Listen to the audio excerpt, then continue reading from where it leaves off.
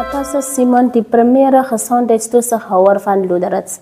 Die ministerie van Gesondheid en Maatskaplike Dienste voer 'n MIV, wat is menslike papillomavirus inentingsveldtog uit vanaf 4 Augustus 2025 tot die 15 Augustus 2025.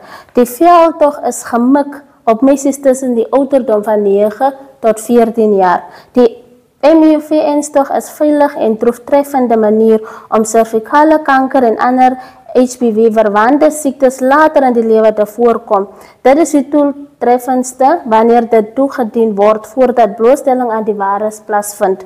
Inenting sal ook as deel van die routine-immuniseringsprogram by gesondheidsfasiliteite landwyd beskikbaar wees.